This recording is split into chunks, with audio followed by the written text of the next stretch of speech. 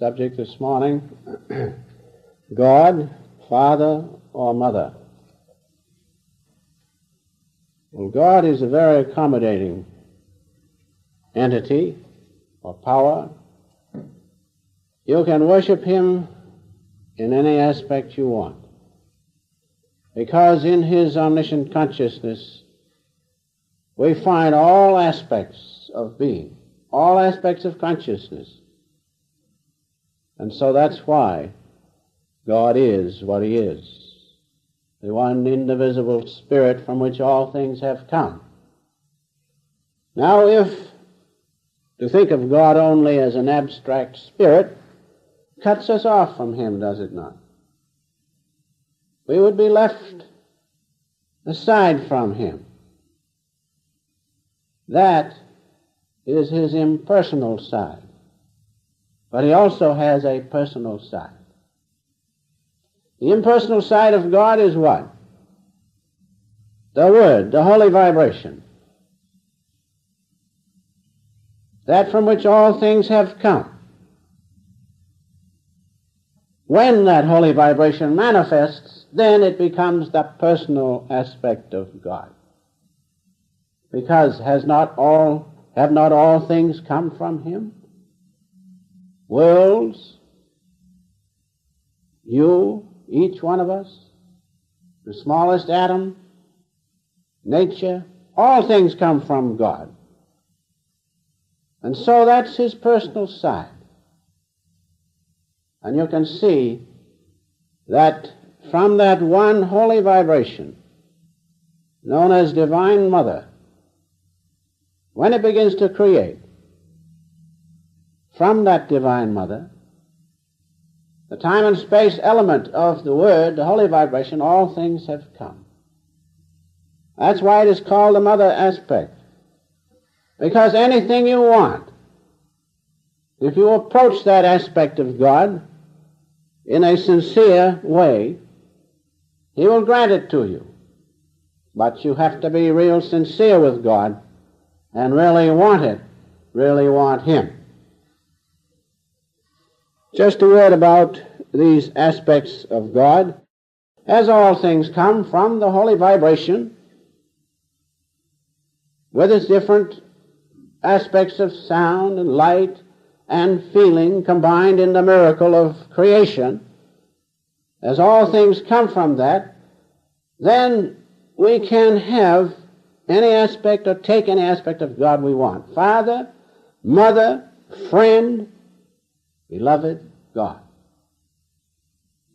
All things are in His omniscient consciousness, because in that holy vibration is not just vibration, which is nothing but movement, but is His great omniscient presence and His divine love. It is because of that that you can worship God in any aspect you want to, because all things are there. And that's why Master has instituted this prayer, Father, Mother, friend, beloved God. All of those relationships can be had.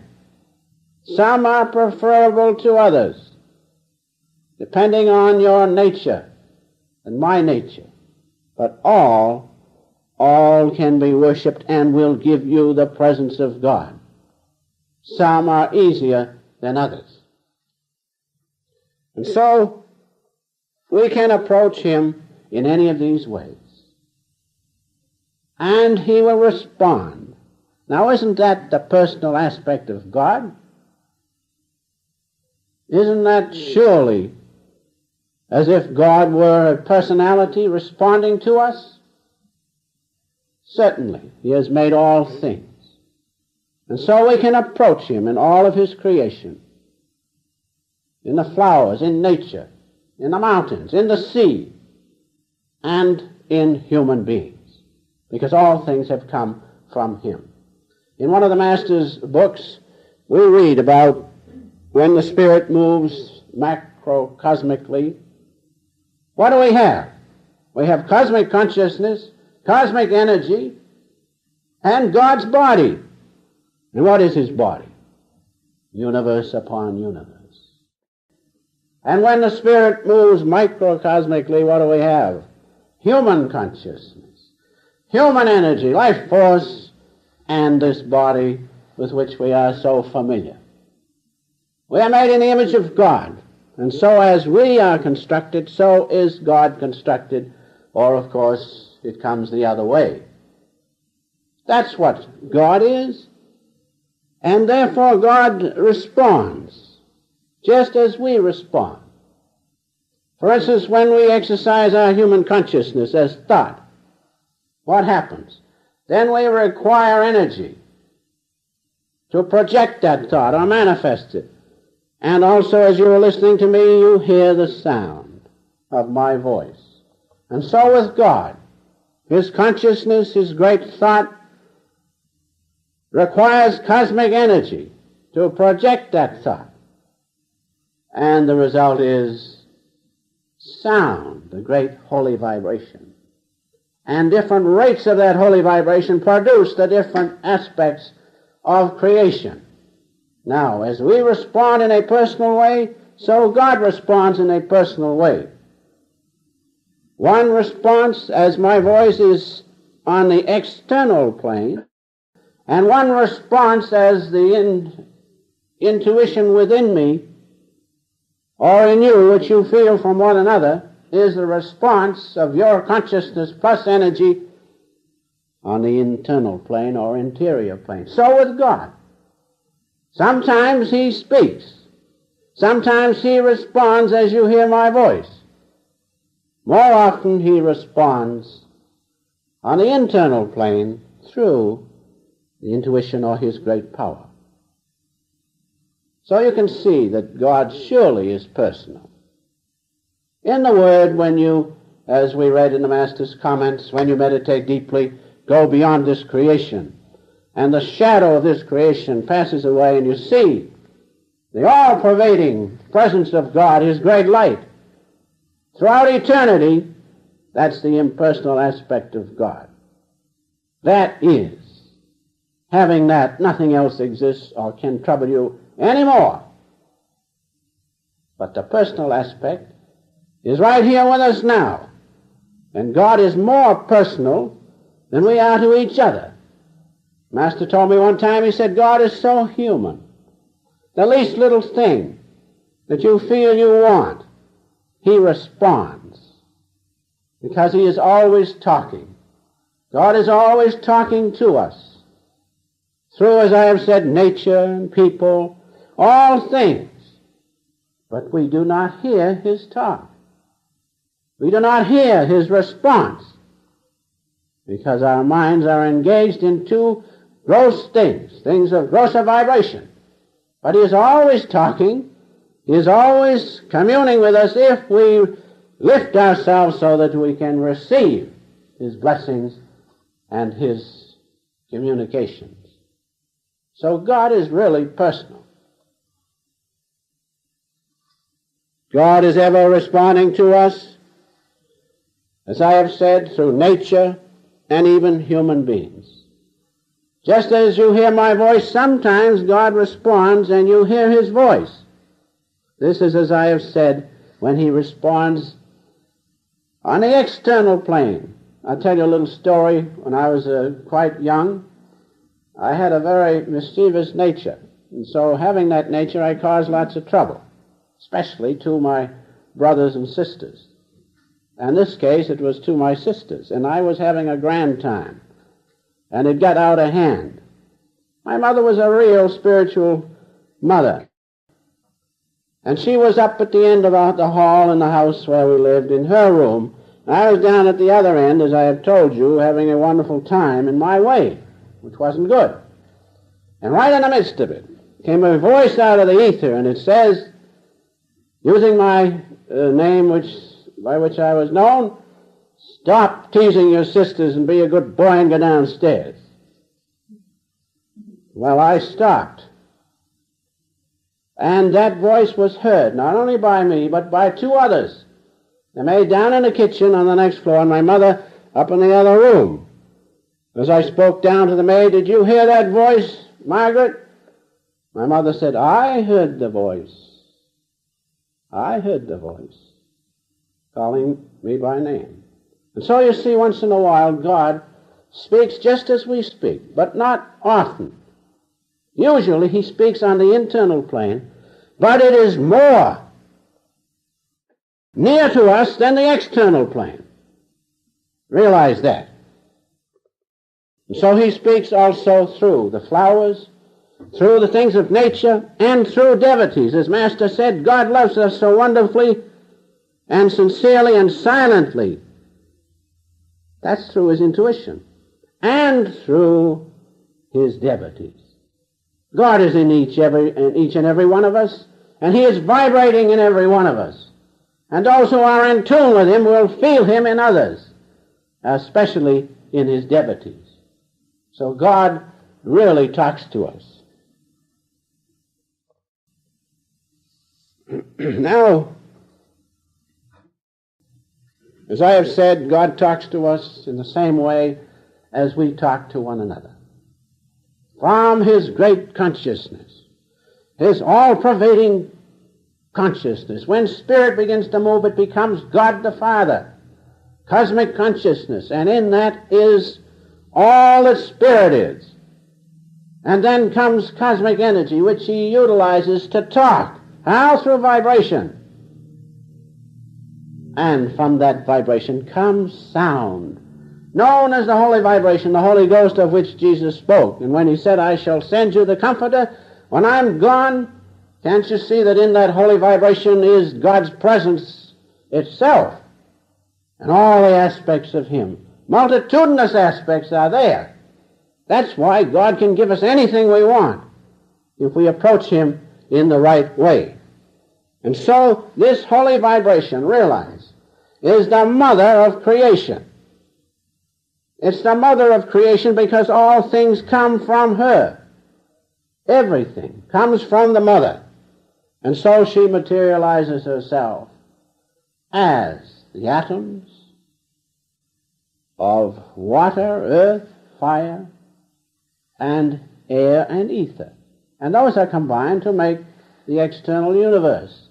And so the mother of creation is that aspect of God which gives us everything. And so don't you see, that's why you appeal to her in a stronger way. The Father, he cannot be appealed to also, but he's just, and sometimes too just, because he works through the law of karma. And he says, you did this, now pay. You were a bad boy, now pay. It'll do you good. You'll learn, which is true. But you go to the mother, and in spite of all your troubles, in spite of the many times you have fallen, and no matter what you are, no matter how low you are, she says, come on. She receives you.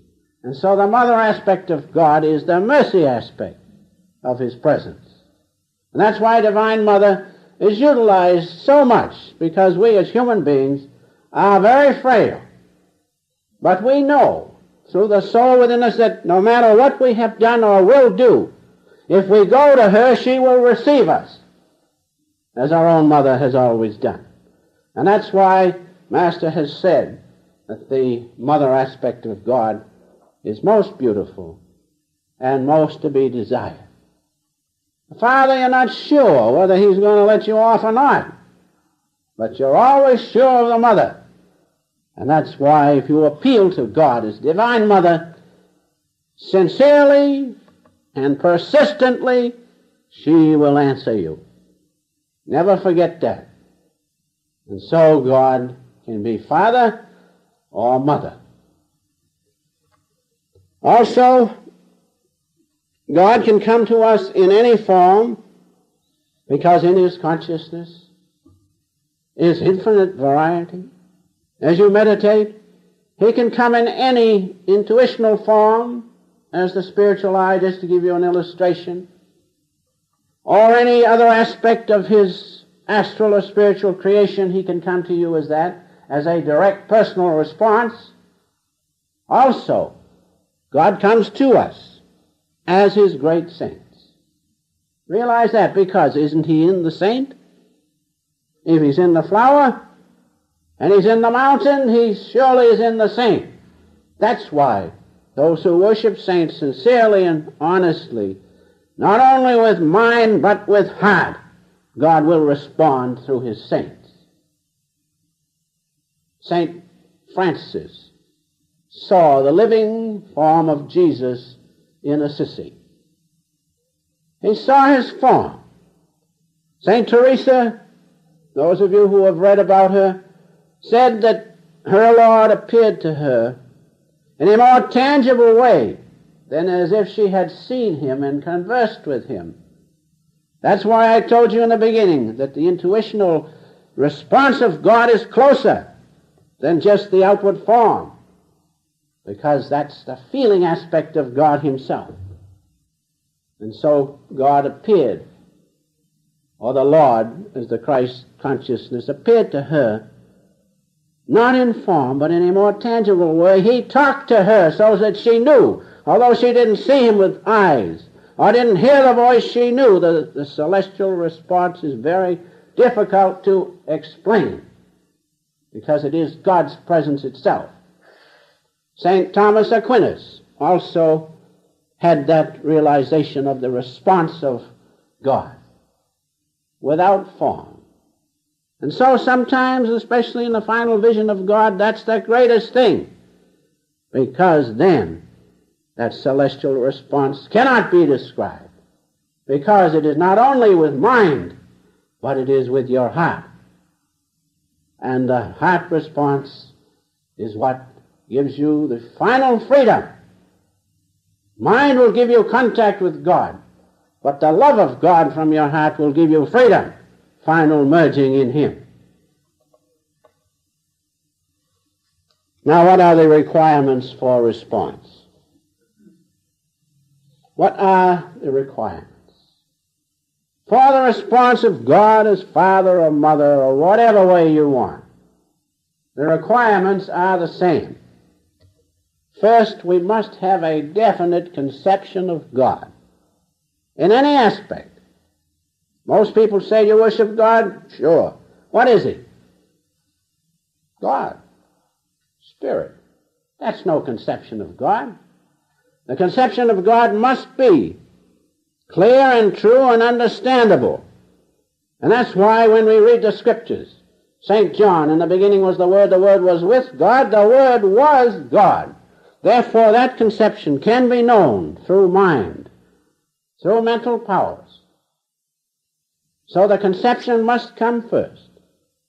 In that holy vibration, remember, as I have said, is God's great intelligence.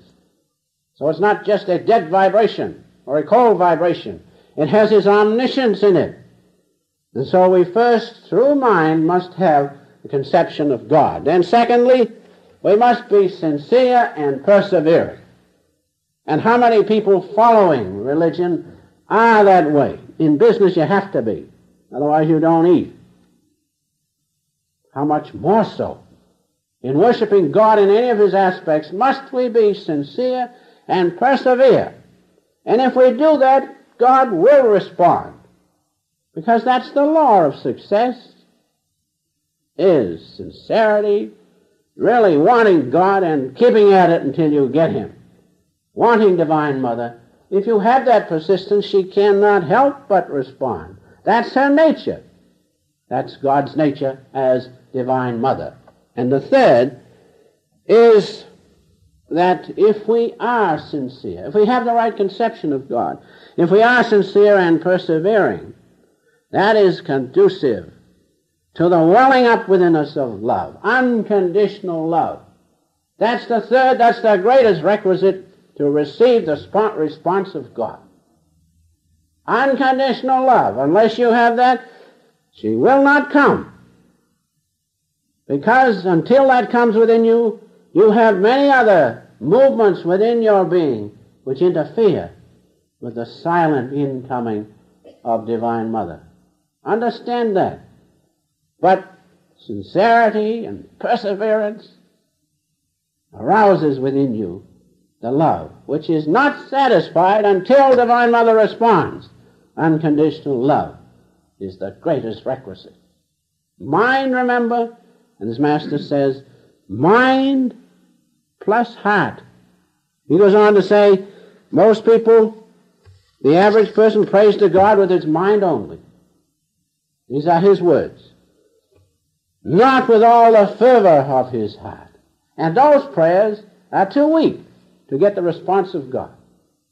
However, both are necessary. Mind, you must have the conception, but the greatest thing is the heart. The fervor of the heart demand that God come to you, or that Divine Mother respond. So these are most wonderful things to remember. Master's final words, God is moved only by love. God is understood by mind, but he is moved, aroused only by love. And so we come finally to the Divine Mother aspect of God, which is, as I have said, the mercy aspect. God as Father is just, but sometimes too just. But Divine Mother's mercy is always ready, no matter how many times you have erred. She will receive you. That's why it is called the Divine Mother aspect of God. Master has written these words. I like to read some of his words always in my talks. He has written this. More than any other relationship, we may rightfully and naturally demand a reply from Spirit is in its aspect of Divine Mother. God is constrained to answer. He can't help himself. God is constrained to answer such an appeal, for the essence of a mother is love and forgiveness. And no matter how great a sinner her child may be, that's what it means in the Bible, his mercy endureth forever. The Divine Mother aspect of God is always there, ready to receive us. It endureth forever. And so, Master said, it is the closest and most beautiful of all relationships that the Lord has given. And therefore, in conclusion, pray to Divine Mother unceasingly. Pray to her in the words which the Master uses, naughty or good, I am still thy child, and as such you must come to me. We have to pray to her that way.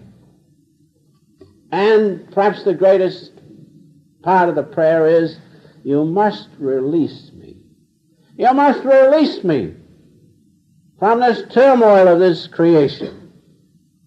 You must release me. And that's what we all want. We want to get rid of this separation from Divine Mother. We want to feel one with her. We all want to know and realize that we are not this transient, tangible, changeable body. We are that eternal presence of God which does not change. And so, if you sincerely, persistently pray, finally will come the vision of God. The vision of God which does not change. The vision of his great light. And in your soul, and in your consciousness will rise the Sun of Righteousness. And no more shall you be afraid. No more shall you doubt.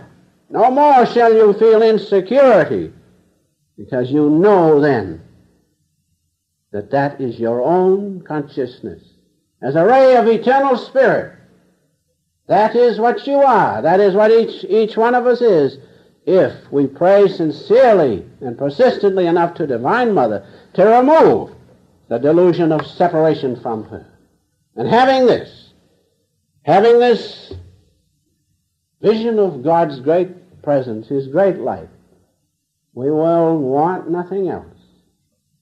We will fear no more. We will be satisfied with all things. Now this celestial response, Master has written, is difficult to describe. Why? Because it comes through God's own feeling as intuition. You cannot put it in words. And as he also says, my heart was thrilled. That's the response we want of prayer and God and Divine Mother. Having that, we shall want no more.